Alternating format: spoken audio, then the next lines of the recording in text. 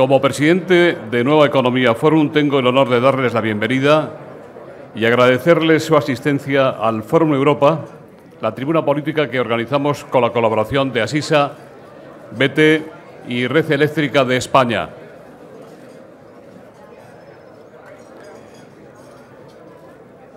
Hoy tenemos el honor de recibir al ministro de Fomento y vicesecretario general del Partido Socialista Obrero Español.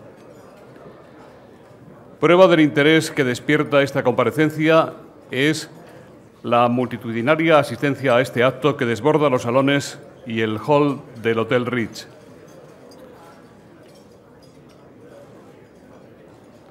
Nuestro foro ha venido observando desde su creación hace 10 años el ascenso constante de la carrera de don José Blanco. Él lo ha sido casi todo en el PSOE, desde presidir las Juventudes Socialistas hasta la Vicesecretaría General. No ha sido ajeno ni a la elección de Rodríguez Zapatero como secretario general del partido, ni, por supuesto, a sus 2 victorias electorales. Más bien, su contribución a ambas cosas fue esencial, es esencial y seguirá siendo esencial en la salida de la actual encrucijada que viven España, el PSOE y el Gobierno. Y su incorporación al Gobierno como ministro de Fomento ha servido sin duda para subrayar su innegable talla de hombre de Estado, de político eficiente y fiable, muy por encima de lo que esperaban muchos de sus compañeros de filas, pero también mucho más de lo que creían sus adversarios, con los que ha exhibido una rara disponibilidad al diálogo y el consenso. Su respetada posición en el interior y en el exterior del Partido Socialista, cuyas entrañas conoce como el mejor, la firmeza en la respuesta a órdagos como el de los controladores aéreos, la tenacidad en la búsqueda de soluciones que garanticen la finalización de infraestructuras esenciales, su influencia real en la negociación de las medidas anticrisis y del pacto social, su omnipresencia en los más importantes asuntos, sus viajes constantes por el territorio nacional y fuera de él. Hoy, don José Blanco vuelve al Fórum Europa y se lo agradecemos muy especialmente. Seguro que va a referirse en su intervención a los temas más importantes de la actualidad política y a los que afectan a la cartera de la que es responsable. Y otros asuntos se le plantearán en el coloquio. Querido ministro, las expectativas son muy grandes y nos atrevemos a decir que no las va a defraudar en absoluto, como en ocasiones anteriores. Para el Fórum Europa es un gran honor recibir hoy al ministro de Fomento y vicesecretario general del Partido Socialista Obrero Español. Querido amigo, la tribuna es suya.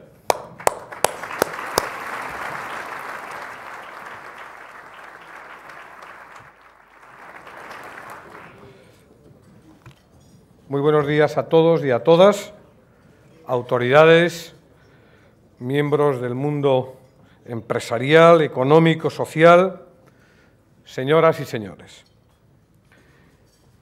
Después de 2 años y medio de crisis, España está sedienta. Es verdad. Está sedienta de recuperación económica y de creación de empleo. Está sedienta de acuerdos políticos y sociales para luchar contra la crisis. Está sedienta de dirigentes que piensen en el beneficio de su país y no en su botín electoral. Superar la crisis forma parte de la vida. Nadie puede elegir permanecer al margen de las consecuencias de una crisis familiar, social o económica.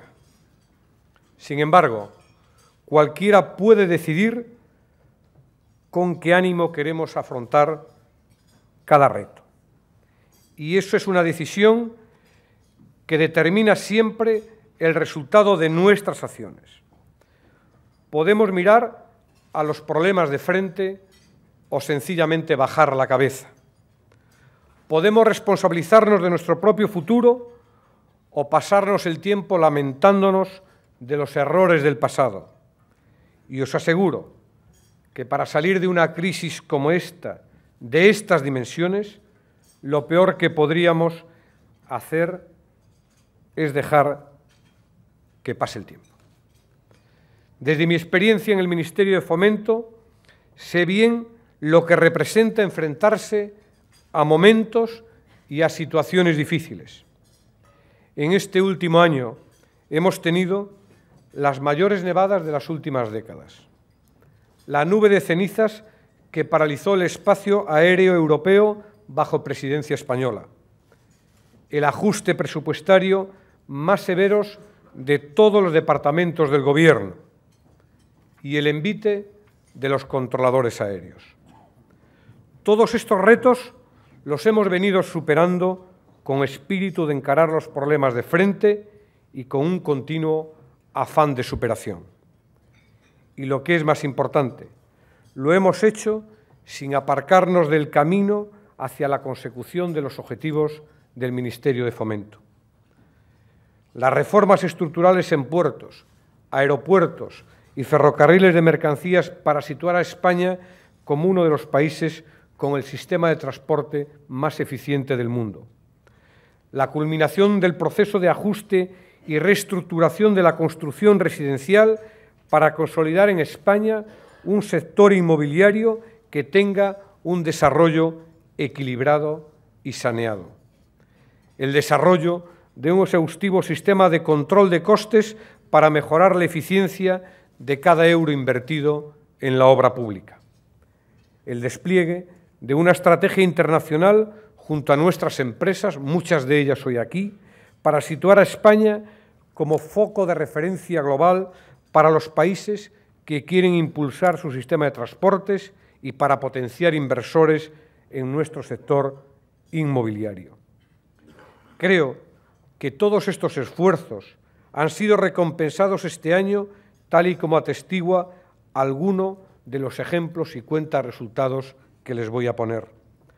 391 millones más de toneladas de mercancías a través de nuestros puertos y un 17% más de aumento de pasajeros de cruceros. 193 millones de pasajeros en nuestros aeropuertos, la primera subida tras 2 años de caída y récord histórico en el transporte aéreo de mercancías. 16 millones de pasajeros en alta velocidad y más de 400 millones en nuestra red de cercanías. Estos resultados nos han permitido que Renfe obtenga por primera vez, subrayo, por primera vez, beneficios en alta velocidad y poder tener y adelantar en 3 años la entrada de beneficios de AENA. Pero no siempre las cosas salen como queremos o tan rápido como queremos y a veces cometemos errores. Pero solo cuando uno cree en lo que hace y en por qué lo hace y cuando se actúa con determinación, se pueden superar las dificultades y aspirar a encarar nuevos retos. Yo ejerzo mi responsabilidad pública bajo estas premisas. Sé que trabajamos sobre realidades complejas, que no siempre es fácil acertar y que la inversión más segura de todas las inversiones posibles es la que hacemos al proyectar nuestro propio esfuerzo sin dejarnos llevar por el pesimismo. Habrá quien piense que el pesimismo ha existido siempre, que ha estado presente en todas las épocas con mayor o con menor intensidad. No lo voy a negar, pero sí quiero decir que esta intensidad guarda relación con quien esté en el poder. España es un claro ejemplo. Cuando gobiernan los conservadores, todo es un milagro, y cuando están en la oposición, todo es un desastre. El pesimismo no es inocuo y tampoco surge espontáneamente. Es un instrumento de control social que no sirve para crear nada, pero que tiene una utilidad antipolítica: diluir las conexiones entre los ciudadanos. Si las cosas solo pueden empeorar, de nada sirve unirnos para que mejoren. Si los resultados jamás podrán ser positivos, de nada sirve intentarlo. Esa es la lógica del relato pesimista. un relato corrosivo económicamente, genera desconfianza, desincentiva el consumo y desmotiva el emprendimiento. Con cierta frecuencia suele haber alguien que amablemente se acerca a mí para decirme que este gobierno ha tenido mala suerte de tener que enfrentarse a una crisis económica como esta. Y siempre le doy la misma respuesta. Siempre respondo lo mismo. En un momento como este, tan decisivo para España, cualquier progresista prefiere que su partido esté en el gobierno y no en la oposición. Nuestro país no debe esperar a que llegue la recuperación económica. La recuperación no vendrá por sí sola. Esta crisis no puede vivirse como en una sala de espera. Debe afrontarse trabajando sin descanso para anticipar la recuperación como en una sala de máquinas, como hacen todos aquellos que se esfuerzan para fortalecer el crecimiento de nuestro país.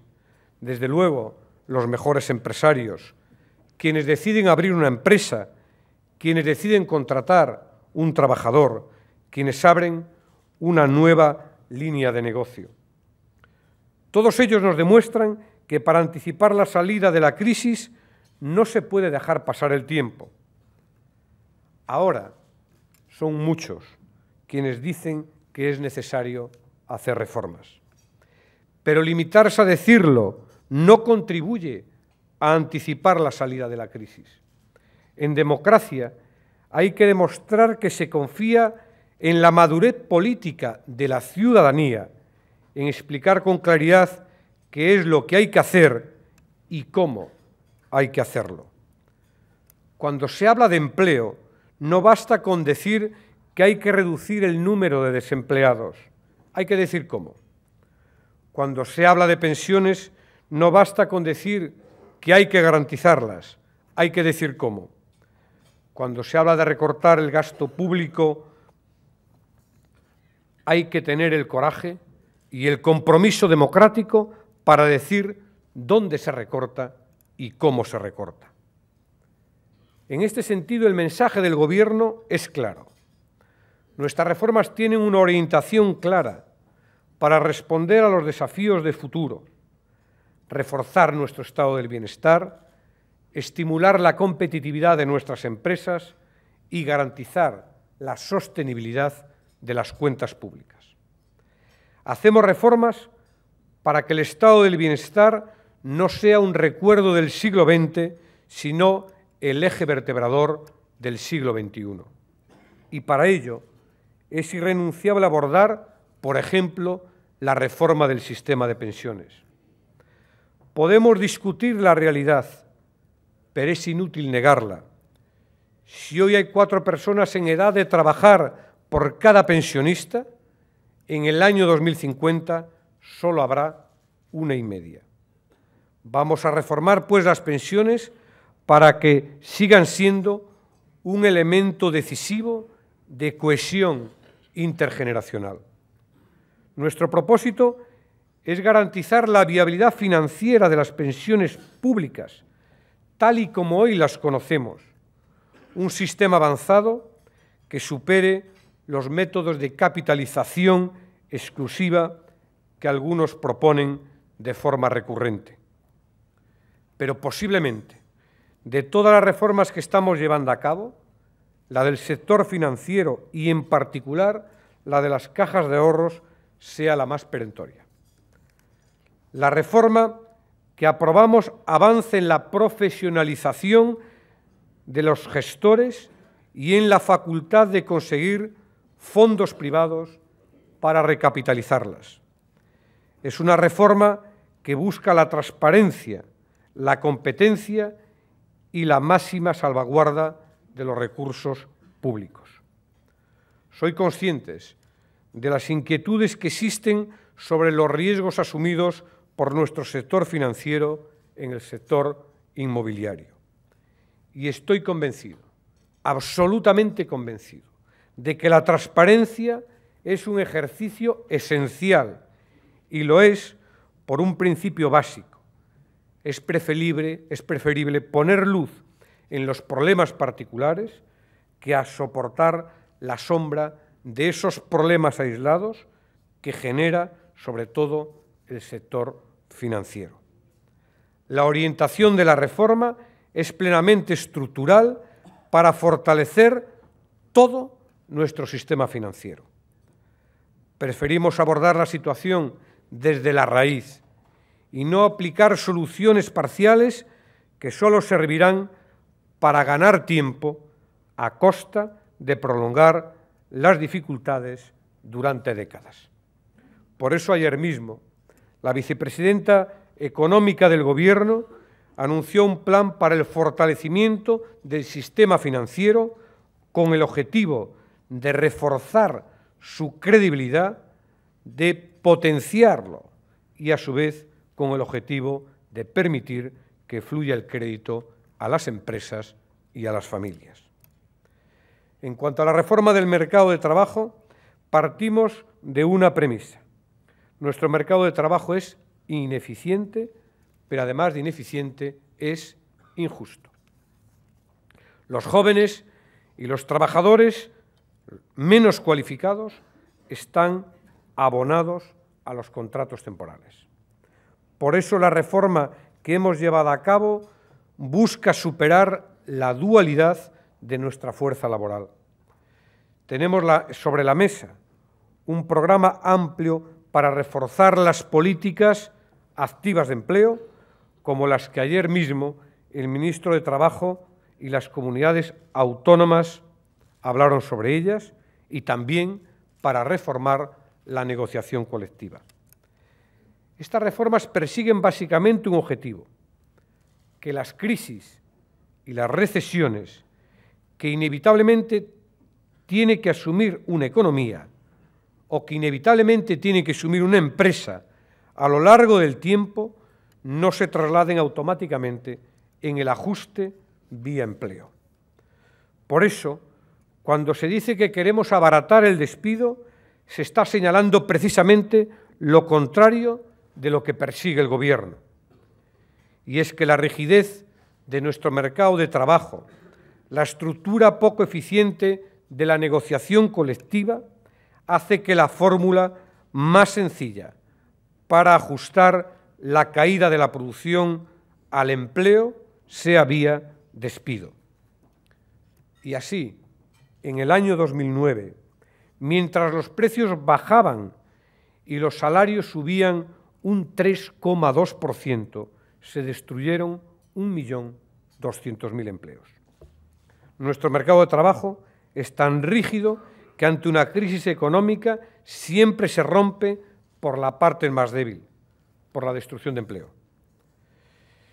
Si es capital mejorar, por lo tanto, la calidad del empleo, es fundamental mejorar la productividad de nuestra economía. Decía Krugman que la productividad no lo es todo, pero a largo plazo, es casi todo. Precisamente la Ley de Economía Sostenible está diseñada para corregir el mayor problema que ha tenido la economía española durante los últimos 15 años, el crecimiento de la productividad. Una ley cuyo objetivo es mejorar la competitividad, apostando por el emprendimiento y facilitando un marco propio para que se desarrollen actividades económicas que, además de ser un buen negocio para las empresas, lo sean para el país en su conjunto. Y un buen negocio para el país es aquel que genera empleos de calidad y estables, aquel que nos permite reducir nuestra dependencia energética o aquel que fortalece nuestra posición en la esfera internacional. Y más allá de las reformas generales, como las del mercado de trabajo o pensiones, que llenan las páginas de los periódicos, son tanto o más importantes las reformas sectoriales que todos los departamentos del Gobierno están llevando a cabo. Son cambios que pueden encontrar resistencias a veces de corte corporativista, pero que merece la pena acometer porque benefician a los consumidores y potencian, sobre todo, la competitividad de nuestra economía.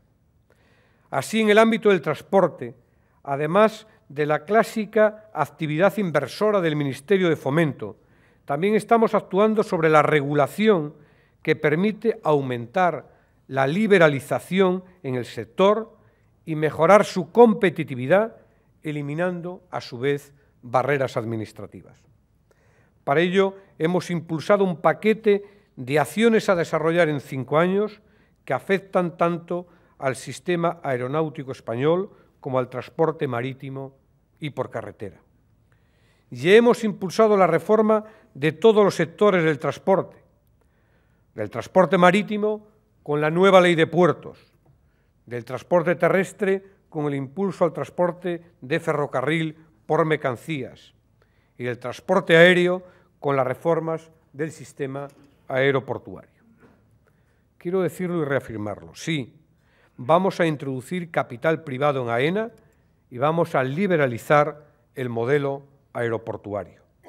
Entendemos que las privatizaciones deben ir acompañadas de un proceso de liberalización de determinadas actividades para generar y ganar en competitividad, en eficiencia y proporcionar mayores beneficios a los ciudadanos. Por eso vamos a facilitar la gestión a empresas privadas de los grandes aeropuertos por medio de concesiones. Pero solo transferiremos al sector privado la gestión si éste demuestra que es capaz de ser más eficiente. Esa es una condición básica que subyacerá en los pliegos de la concesión de los aeropuertos y también de las torres de control. Miren, no hay gobierno en el mundo que permanezca inmóvil ante una crisis como esta. Es muy importante tener determinación a la hora de afrontar las reformas y la estamos teniendo. Pero la determinación no es el único elemento decisivo. Lo que va a marcar nuestro destino es la orientación que demos a nuestras reformas. Creo sinceramente, y basta volver la vista atrás a los últimos 30 años, que todas las reformas importantes, todas, siempre las hemos hecho los gobiernos socialistas. Y puede que no se recordara y no se reconozca el mérito inmediato, pero acabará ocurriendo. Así sucederá con las que estamos acometiendo ahora para impulsar la recuperación. En realidad, solo reforma y moderniza su país con ambición quien cree en él y en sus posibilidades de futuro. Reformas no solo en materia económica, sino en otros ámbitos, en derechos, en nuestro sistema de bienestar, en el reconocimiento del papel de las mujeres. Sabemos que cada crisis se vive en mayor o menor grado como una amenaza a nuestra supervivencia. Intuitivamente asociamos la supervivencia con la capacidad de adaptación al medio. Sin embargo, como la ciencia ha demostrado, quienes sobreviven no son los más fuertes, sino los más capaces de cooperar. Por eso la cooperación, la capacidad de colaboración internacional y de llegar a acuerdos en el ámbito del Estado es un factor decisivo en la acción política del Gobierno de España. La apuesta por entrar en el G20 simboliza este hecho. Para que el país salga automáticamente reforzado, auténticamente reforzado de esta crisis, la responsabilidad de afrontar esta situación debe ser compartida por todos los agentes sociales. Por eso, nuestro empeño en incluir a empresarios y sindicatos en esta tarea. El acuerdo, aunque difícil, es posible. Y de haber un acuerdo supondría reforzar la solvencia y la credibilidad de nuestro país, a la vez que supone una apuesta por la protección social y el empleo y por garantizar la sostenibilidad de nuestro sistema público de pensiones. Pero el combate de la crisis no lo puede hacer solo la Administración General del Estado. No se trata, como parece que algunos proponen, de dar marcha atrás en el proceso de descentralización que ha dinamizado el desarrollo de nuestro país en las últimas décadas. Se trata más bien de alcanzar un acuerdo para racionalizar los recursos y los esfuerzos del conjunto de las administraciones públicas. Todos tenemos tarea en esto. Todos podemos predicar con el ejemplo. En el Ministerio de Fomento hemos aprobado una orden para mejorar la eficiencia de todas las actuaciones para la construcción de infraestructuras. Con ella vamos a conseguir ahorros del entorno del 20% en las próximas actuaciones. Todas las administraciones del Estado deben mejorar también su eficiencia. Todos debemos cumplir con el objetivo de déficit, cumplir los compromisos alcanzados en el Consejo de Política Fiscal y Financiera.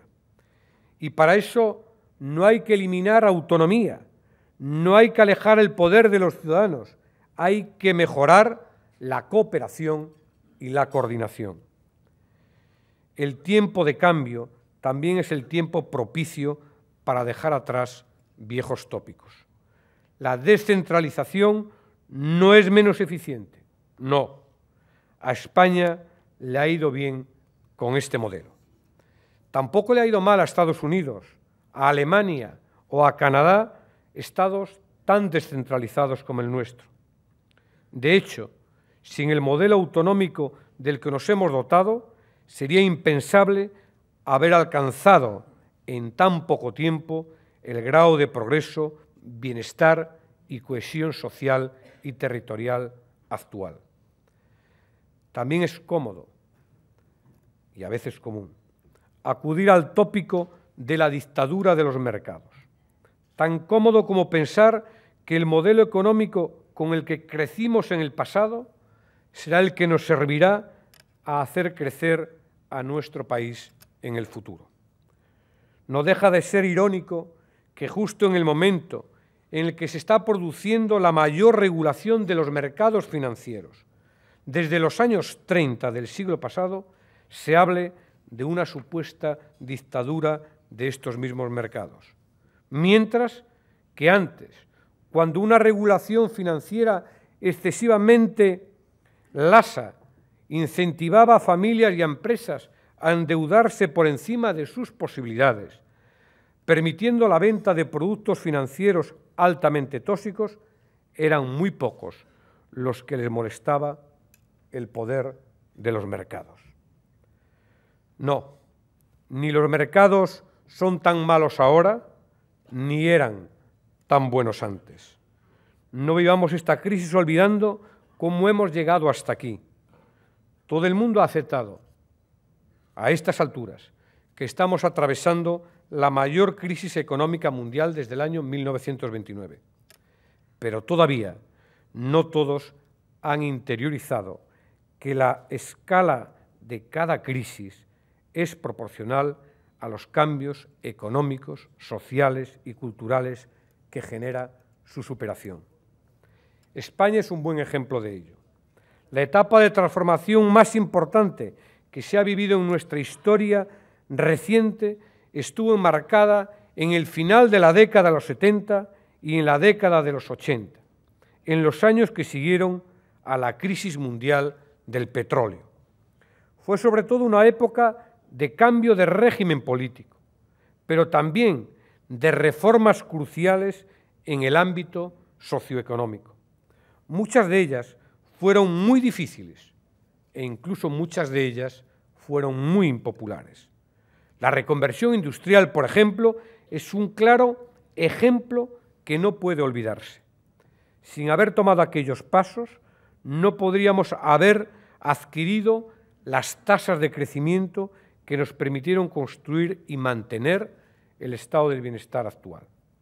En aquellos años también impulsamos una revolución social de la universalización de las pensiones, de la educación o de la sanidad. Fueron transformaciones imprescindibles para equipararnos al resto de economías desarrolladas, porque los avances sociales son también esenciales para la generación de prosperidad. Redefinir el modelo económico y avanzar en el bienestar no son dos objetivos aislados, sino que están estrechamente relacionados. Son interdependientes. El crecimiento económico y la creación de empleo hacen sostenible la cohesión social y, al mismo tiempo, la cohesión social refuerza el crecimiento económico y la creación de empleo. Por esta razón, tener visión de futuro equivale a potenciar esa recuperación, no a negar la evidencia. Eso no es lo responsable, y menos que nunca ahora. Cambian los ciclos económicos, cambia la tecnología, cambia la demografía y también tiene que cambiar la política. Cambiar para que cada cambio genere el mayor progreso posible en toda la sociedad. Haremos lo que hay que hacer sin dejar de ser lo que somos. Ese es el camino en este tiempo de exigencia. Una exigencia marcada por nuestros valores y por el sentido de la responsabilidad que hay que aplicar en momentos de dificultad para preservarlos. Muchas gracias.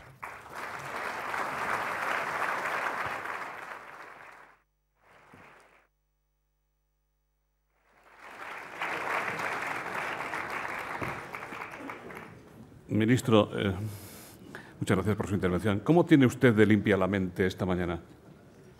Pues yo siempre por la mañana tengo más despejada la mente que por la tarde.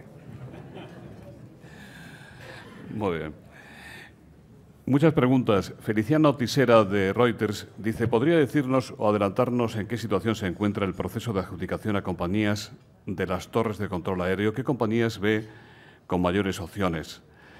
Carlos Morán, de Expansión, de sus palabras sobre AENA y las concesiones se desprende que ya no se va a vender, que no va a vender ya el Estado el 49%. Si no es así, ¿cuál va a ser el mecanismo para colocar ese paquete en el mercado? Conchi Lafraga, parece que dice, de La Vanguardia, le pregunta, ¿prefiere una salida a bolsa del 49% de AENA o la entrada de socios privados? ¿Qué fecha considera oportuna para esa cotización? Bueno, realmente se han formulado varias preguntas. Quiero decir que, vaya, si de mis palabras se desprende que no vamos a incorporar el 49% del capital privado a AENA, la verdad es que me he expresado bastante mal, porque muy lejos está esto de la realidad. Al contrario, creo que he incidido en la necesidad de acometer un proceso de entrada de capital privado para favorecer un proceso de liberalización que introduzca más eficiencia y más competencia. Eso es muy importante a mi juicio, porque en nuestro país hemos acometido algún proceso de privatización que no vino acompañado de un proceso de liberalización. Y es ahí donde quiero poner el énfasis. Todos los pliegos que pondremos para sacar las concesiones, las torres de control, pues van a poner énfasis en garantizar precisamente ese proceso de competencia, de eficiencia y de liberalización. Antes del 25 de enero, probablemente el 25 de enero, llevaré al Consejo de Ministros la conversión de AENA en una sociedad mercantil. Es el primer paso para favorecer luego la entrada de capital privado y también para impulsar un proceso de sacar a concesión algunos aeropuertos. Es verdad que lo he de hacer, está aquí el portavoz de Convergencia y Unión en el Congreso de los Diputados en la Comisión de Infraestructuras, preside también la Comisión de Vivienda, el diputado Pérez Macías, lo he de hacer en diálogo con las comunidades autónomas. Pero en todo caso la decisión es clara. Vamos a acometer estas reformas porque hay un espacio para que todo el mundo salga ganando y, por supuesto, para que salgan ganando los ciudadanos. A ello obedece todas las reformas estructurales que estamos acometiendo en la navegación aérea de nuestro país. Le daré solo un dato.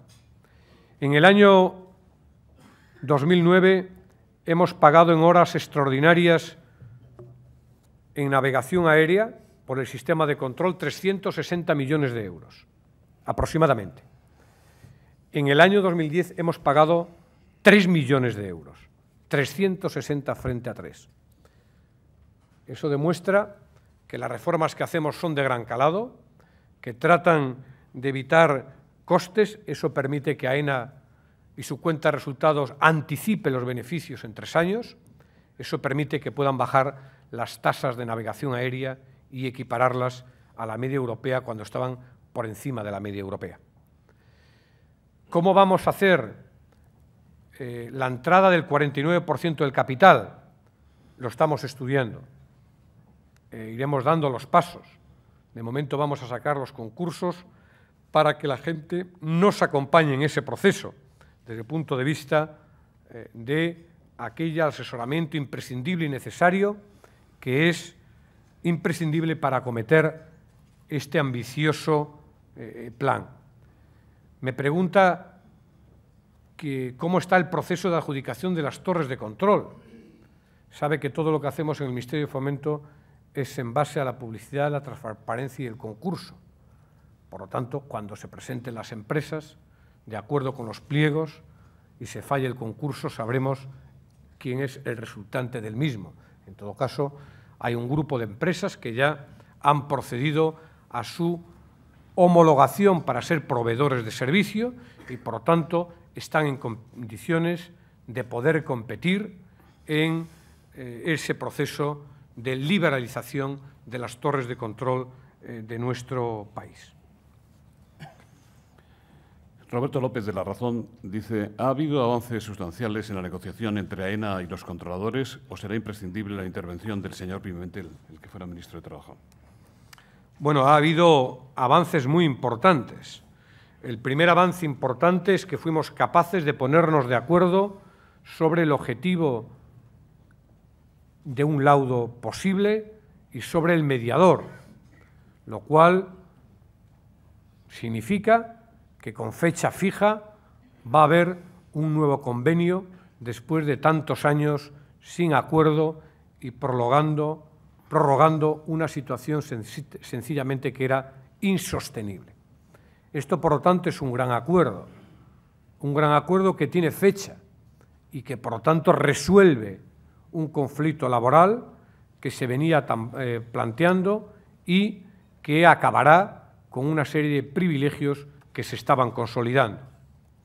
Dicho esto, nosotros siempre preferimos el acuerdo y de aquí al 31 de enero seguimos dialogando para avanzar en el acuerdo. ¿Será posible? Pues ya lo veremos, pero en todo caso, hasta el 31 de enero negociamos y si el 31 de enero no hay acuerdo, de común acuerdo, entrará a arbitrar y, por lo tanto, a concluir la persona que, propuesta por los controladores aéreos, AENA ha aceptado como mediador en este conflicto. Adolfo Sánchez, de AERCO, dice: ¿se trocearán los proyectos de la DIR, carreteras, medio ambiente, etcétera, para que las pequeñas y medianas empresas participemos en igualdad de condiciones? No, la igualdad de condiciones no viene determinado por el tamaño de la empresa. La igualdad de condiciones viene determinado por los concursos que son públicos y a los que puede presentarse cualquier empresa. Y, desde luego, en nuestra práctica hay una fórmula que se aplica con mucha frecuencia, que es la fórmula de UTE entre empresas, para poder optar a los concursos. Nosotros buscamos la eficiencia y sacaremos los concursos para garantizar siempre un menor coste de la obra pública, que es, al fin y al cabo, el objetivo que persigue el Ministerio de Fomento. Hacer más con menos y, sobre todo, en este momento de dificultades. Le preguntan también, Susana de la Riva, de Actualidad Económica, ¿en qué va a consistir ese plan para incentivar la inversión extranjera en vivienda? Hay otra pregunta. ¿Cómo van sus gestiones para atraer inversión extranjera para acometer obras de infraestructuras? Y desde La Vanguardia, ¿por qué el plan de infraestructuras público-privado no acaba de arrancar cuando se anunció hace meses? ¿Por problemas de financiación? Bueno, empezaré por la última. Yo creo que quien me hace la pregunta no está a la última, porque que yo sepa ya se han enviado a los boletines correspondientes varias iniciativas del Plan de Colaboración Público-Privado. Señalaré algunas.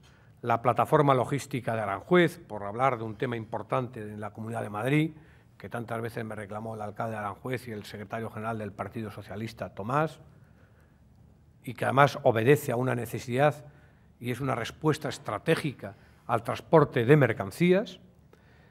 Señalaré también que ya se ha enviado un tramo muy importante que es el cierre de la autovía de La Plata entre Benavente y Zamora, que es una autovía estructurante de todo el territorio español.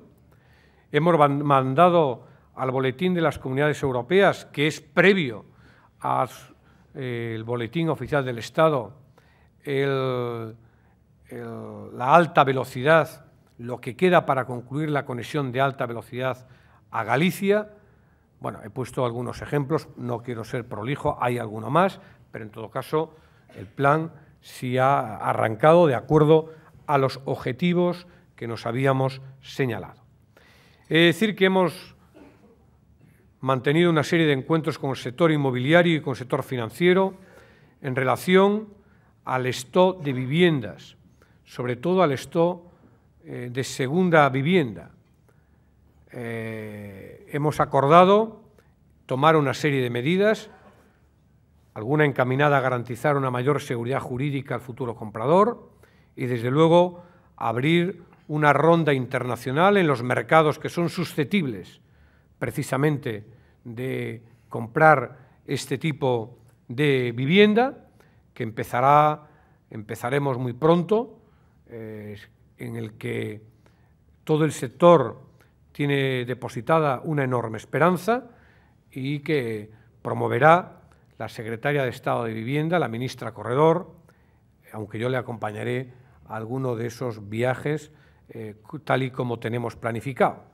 Pero es verdad que estamos trabajando porque sabemos que ese es un problema, que hay un stock, además que está muy concentrado. Esto dificulta muchas veces el acceso al crédito porque ya se da una paradoja. Todo lo que tiene que ver con el sector inmobiliario ya no es heterogéneo. Ya no es homogéneo, es muy heterogéneo.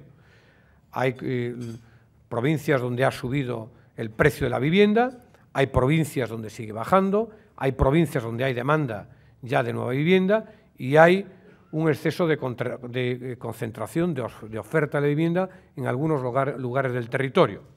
Tenemos que operar sobre ello para tratar de dar respuesta y con ello contribuir a aliviar el stock que hay.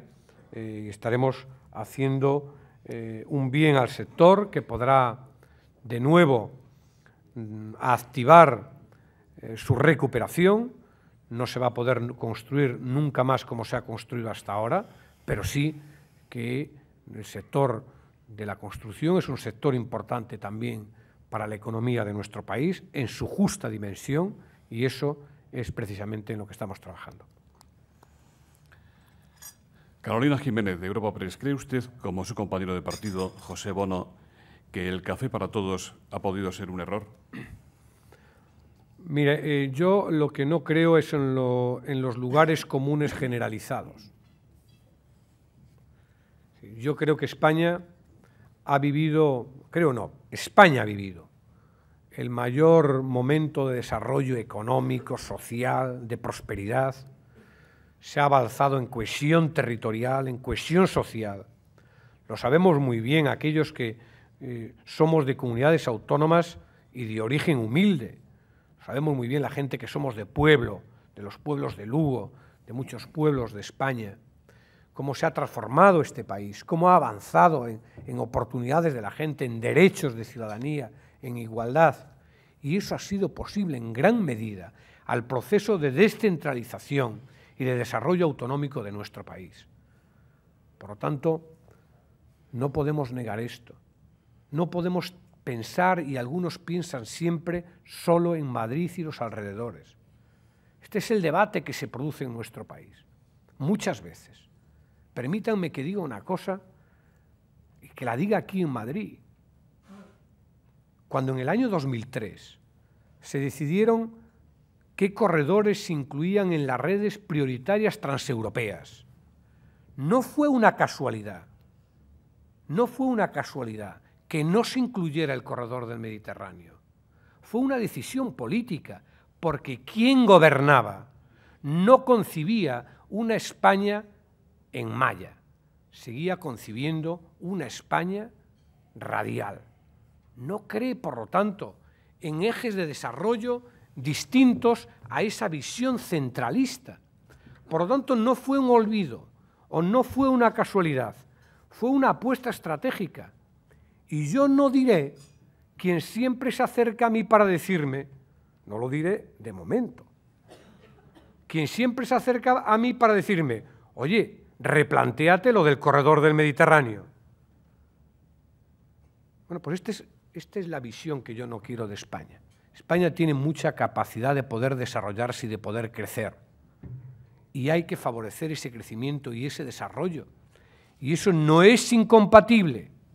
No es incompatible que compartir objetivos, no es incompatible con coordinar actuaciones, no es incompatible con espacios de cooperación. Por lo tanto, yo creo que nuestro modelo autonómico ha sido y es un buen modelo. Y la solución no es recentralizar, como defienden algunos, sino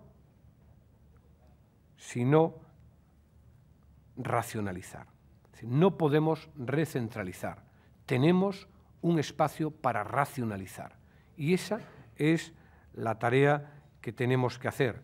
Estoy de acuerdo que hay muchas duplicidades, pues las duplicidades fuera. Pero eso no tiene nada que ver ni con el ámbito competencial ni con el desarrollo autonómico.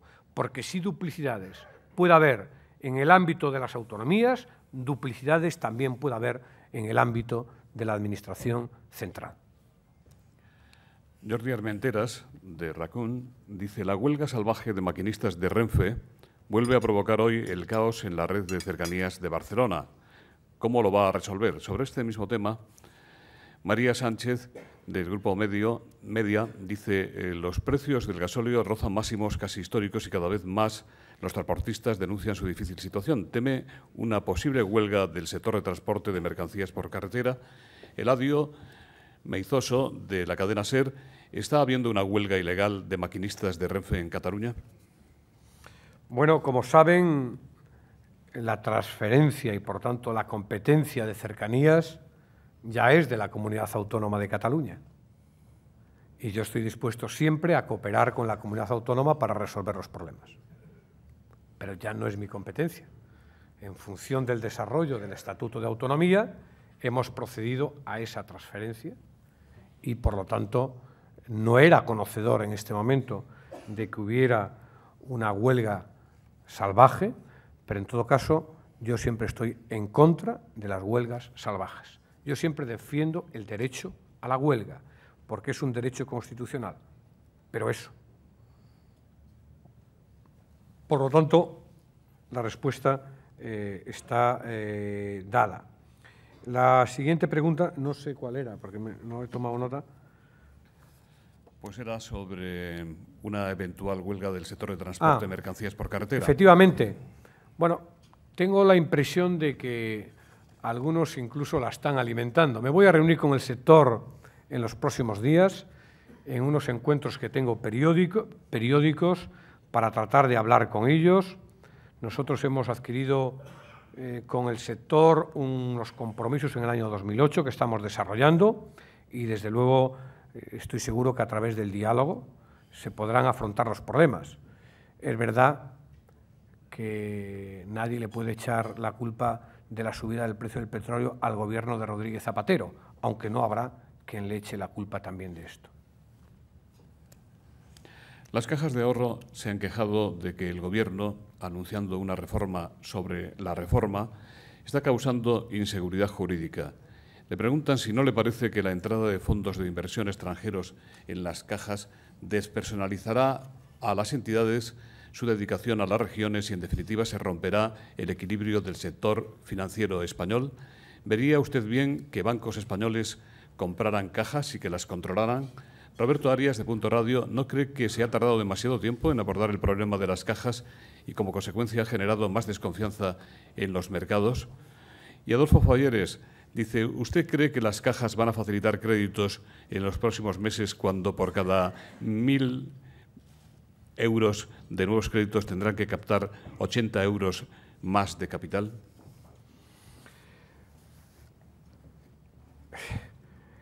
Bueno, sobre las ayudas a las regiones podríamos hablar, ¿no?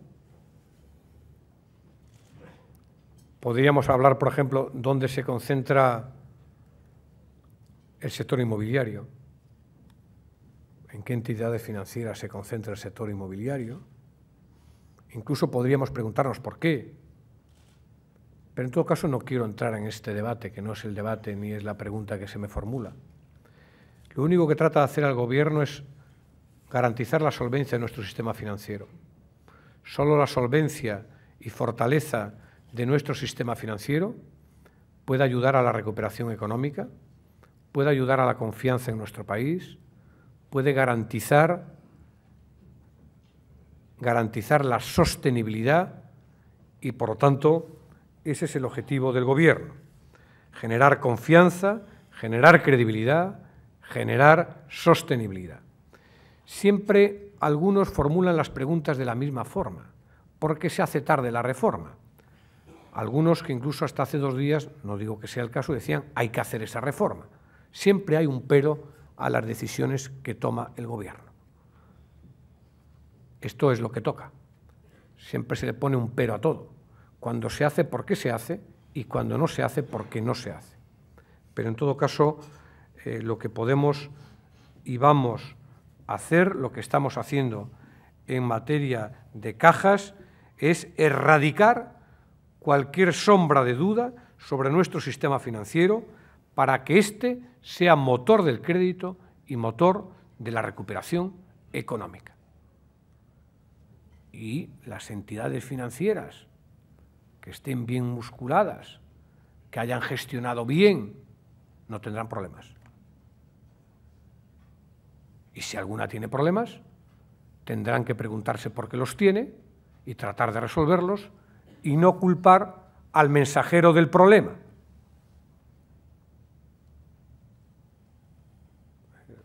Creo que esta es una lógica razonable. Es decir, los que no tienen problemas no los tienen. Y si alguno los tuviera, debe preguntarse por qué los tiene. Y estamos en un momento de exigencia. Se le exige al Gobierno de España, se nos exige un cumplimiento de un objetivo de déficit, se les exige a las entidades financieras transparencia y solvencia. Estamos en un momento de exigencia.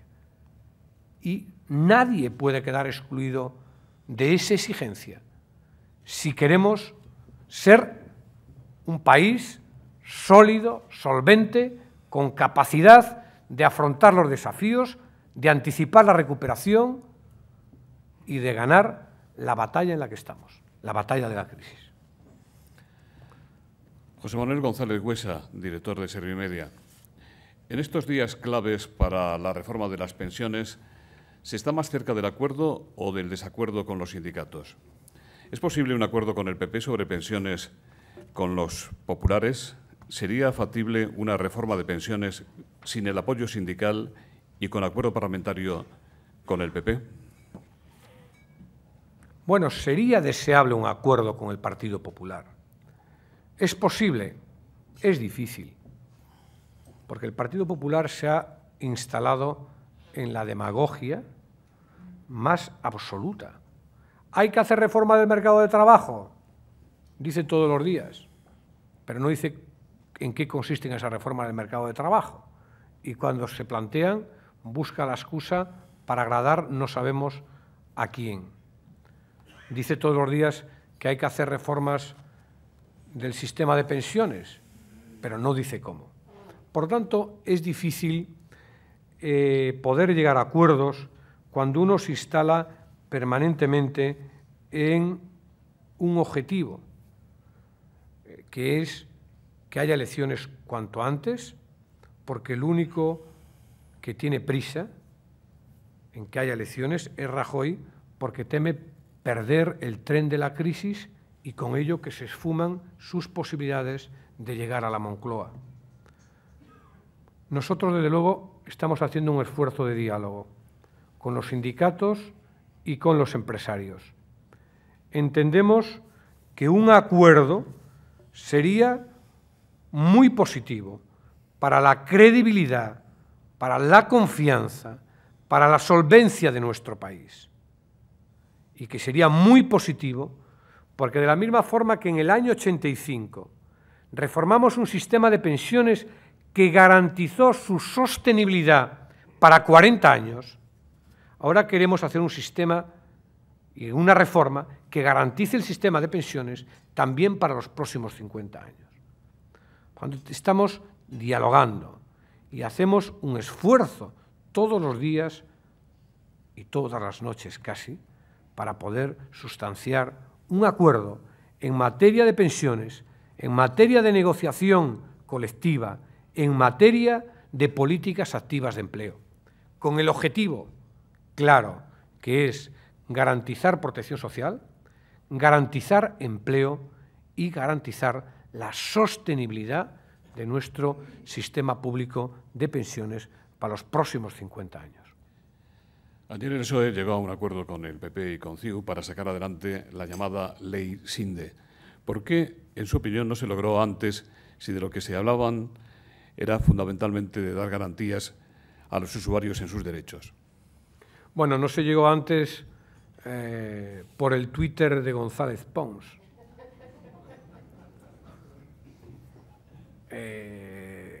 Internet tiene que ser un espacio de libertad, con toda claridad, tiene que ser un espacio de oportunidades y esto tiene que ser claramente compatible con que los trabajadores de la industria cultural y los creadores puedan vivir de su trabajo.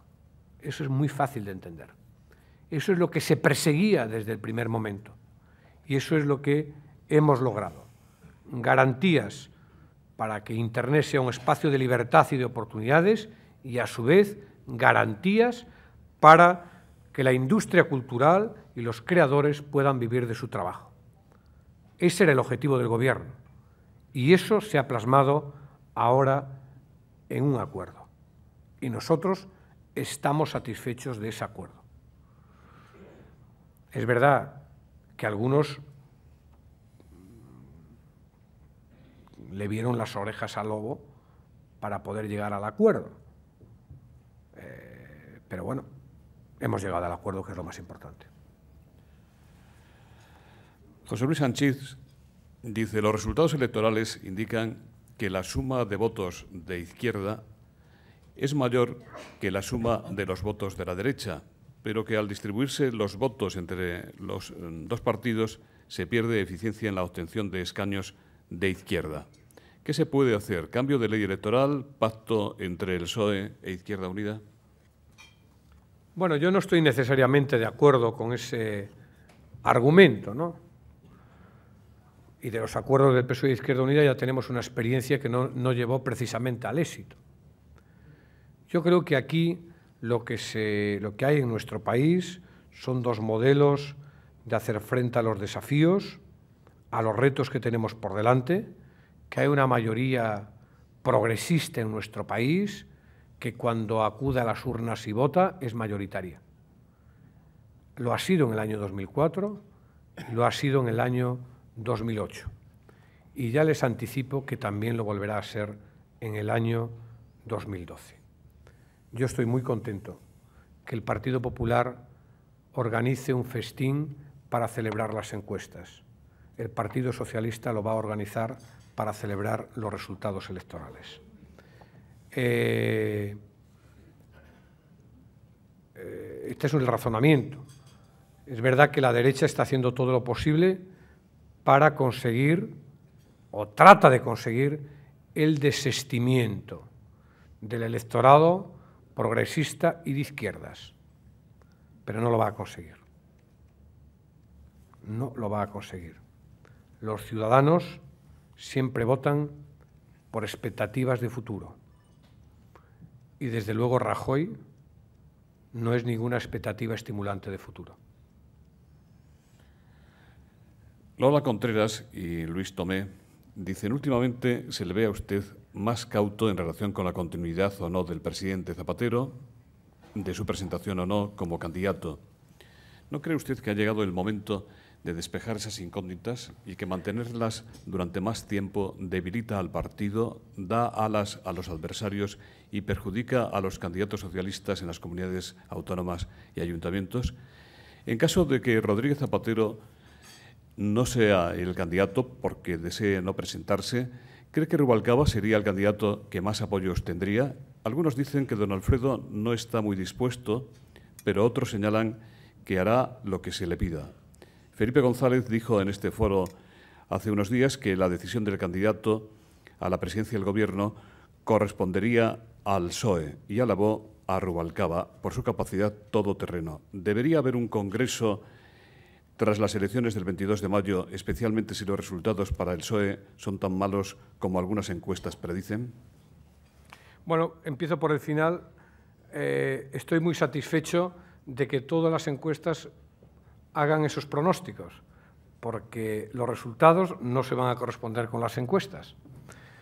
Y, por lo tanto, habrá un antes y un después del 22 de mayo. En todo caso, me hace una serie de preguntas concatenadas, ¿no? Me hace varias preguntas. Yo le voy a tratar de responder a cada una de las preguntas. Mire, mi compromiso con Rodríguez Zapatero es total. Mi lealtad con él es también total. Y además tiene el apoyo unánime del Partido Socialista para que vuelva a ser candidato. Él ha dicho al Partido Socialista en su ejecutiva y también en el Comité Federal que respeten sus tiempos y su decisión.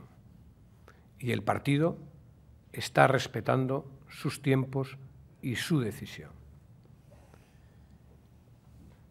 Por lo tanto, hay un deseo de continuidad de Rodríguez Zapatero al frente de la candidatura del Partido Socialista.